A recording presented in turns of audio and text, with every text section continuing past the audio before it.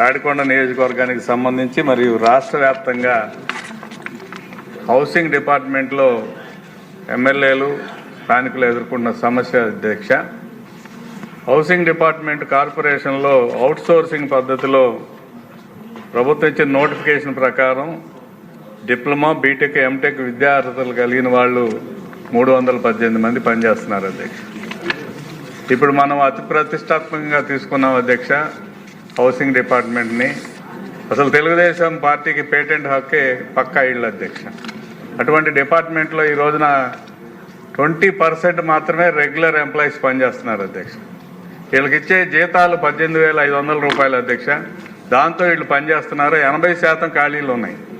మండలం మొత్తం 4 మండలాలు నా నియోజకవర్గంలో ఉంటే ఒక్కరు కూడా రెగ్యులర్ ఎంప్లాయీ లేకుండా అందరూ కూడా అవుట్సోర్సింగ్ ఎంప్లాయీస్తో నడిపిస్తూ ఉన్నారు అధ్యక్ష.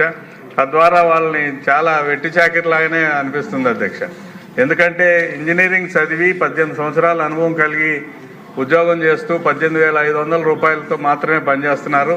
ప్రభుత్వానికి నేను చేసే విజ్ఞప్తి ఏంటంటే, మనం ప్రతిష్టాత్మకంగా తీసుకునే హౌసింగ్ స్కీమ్లో క్వాలిఫైడ్ ఇంజనీర్స్గా అయ్యి ఉండి 19 సంవత్సరాల నుంచి పనిచేస్తూ పక్కనే రెగ్యులర్ ఎంప్లాయీ డ్రా చేసే శాలరీ చూసినప్పుడు వాళ్ళేమో లక్షల్లో ఉంటుంది. అవుట్సోర్సింగ్ ఎంప్లాయీ శాలరీ చూస్తే 18,500 మ్యాక్సిమం.